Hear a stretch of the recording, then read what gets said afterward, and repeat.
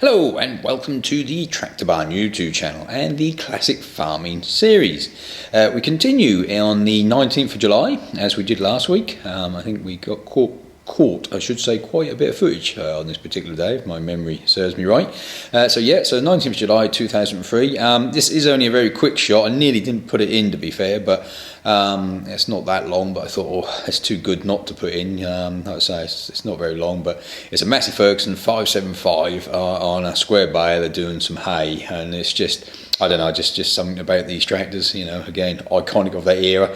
I always think them and the sort of Ford Q cabs, you know, many farmers had them, so I put it in. So like I say, only quick, but I hope you enjoy it, and as always, I'll catch you on the next one.